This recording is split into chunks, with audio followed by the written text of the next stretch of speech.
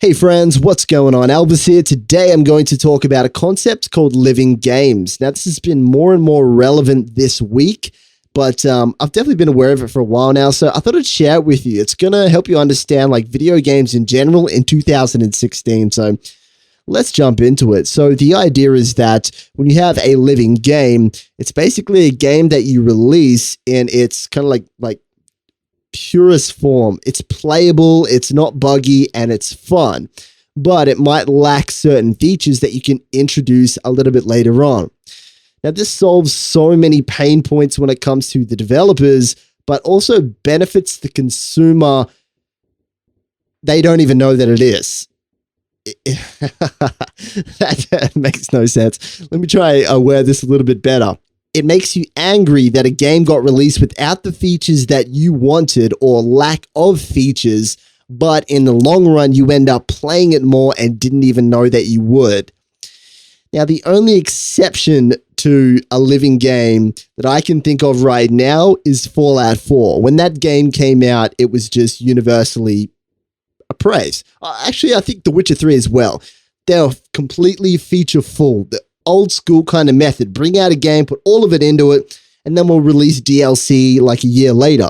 So the way it used to work is you'd bring out a game, and then 1 year later, or usually a 1 year cycle, you bring out an expansion.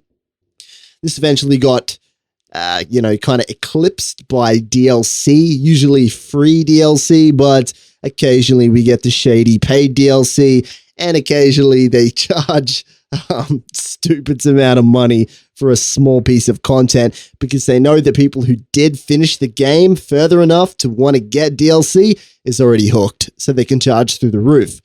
But anyway, let's talk about Diablo 3 here. So when the game very first came out, it wasn't exactly what everyone was expecting. There was very high expectations because of Diablo 2, but it definitely had, missing features and features that we didn't want as well, like the auction house. Now, when we think about it right now, everyone's kind of saying Diablo 3, the game's getting better and better and better. That is the direct cause of a living game. That's the whole point of it. Now, right now, we're at a massive peak of, Diablo 3. It's go and check this game out. It's changed so much. This peak happens like every 3 to 4 months. Every major patch that happens. And this is intentional in my opinion. By the way, all the Diablo content obviously has been free. So it's worth noting that kudos to Blizzard for actually doing that. They get a little bit of publicity, but this is definitely a lost leader anyway with the content. There was so many different factors. They had pre-sales with the WoW expansion of people who are unfamiliar with Diablo 3. That's one reason why a lot of players left. And I just want to note that when the game did launch, I was not one of those people. I was the opposite. I was just consumed. The game was fucking awesome when it launched and has gotten better and better. I don't think when they very first released Diablo 3 that they were planning to do a living game type thing. I feel like they were generally hey, here's the game, whatever. And it kind of collapsed and got a lot of bad feedback. So they're we have to invest, Blizzard being Blizzard, we have to make this game awesome. Let's put some extra resources into it. And, since then, it's almost created its own business model, but it is still, that was already existent anyway previously. But another example would be, like I mentioned earlier, Destiny, how they've released this game with fuck all content, but it's extremely fun. And it got a lot of negative attention, lots of people were super cut about the fact that the game was so easy to complete. You play it, it's awesome, it's heaps of fun, but it's way too small. It leaves you angry that there's not enough content. So when the content does get released, it makes you very excited. Now, there's actually a little bit of psychology behind this. I don't think I really want to go into it, but I will say that there's certain emotions that cause engagement and sharing. And one of those emotions is anger, and it's not apathy as well. So for example, if they released the game and it had, 1 or 2 shit features or the gameplay was bad in general, then you'd just be sad about it and you'd be like, oh, whatever.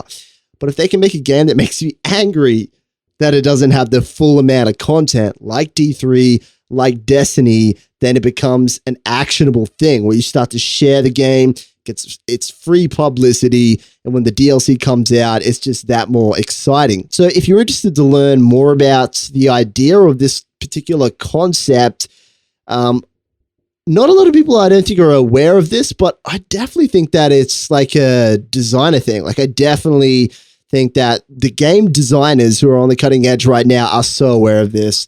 I mean, they have to be anyway, based on just the games that come out. But I was thinking about the best way that you guys could learn more about this. The closest thing I can think about would be a book by Eric Ries, The Lean Startup. It's a businessy book. It's a bit, it's a bit off topic, but it definitely has those fundamental elements.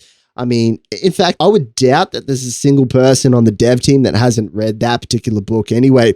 It's a little bit like startup theater, if that's a concept you're familiar with. Google it if you want. But it's a great book, but it definitely explains the gaming industry in 2016 in general and Diablo 3 in a nutshell. I think this happened accidentally. And it's definitely evolved into a straight up business model. We can see this right now on Steam. A game comes out in early access, then pre-alpha, then alpha, closed beta, open beta, like all of these steps. It's like evolving slowly, piece by piece until the game finally gets released. And by the time the game does get released, like, you're already completely familiar with it. You're probably burnt out on the game by then.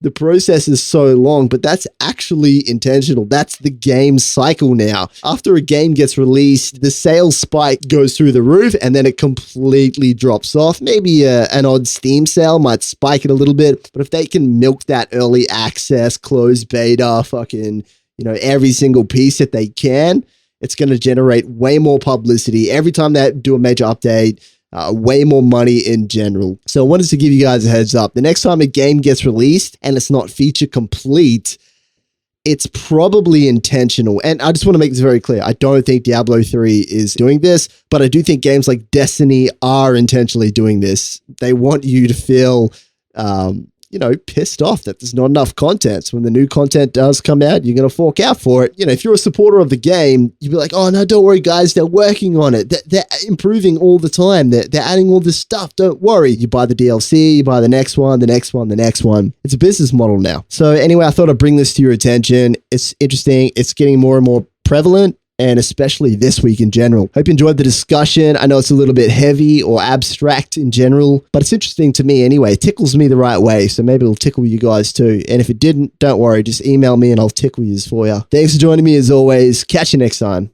See you, friends.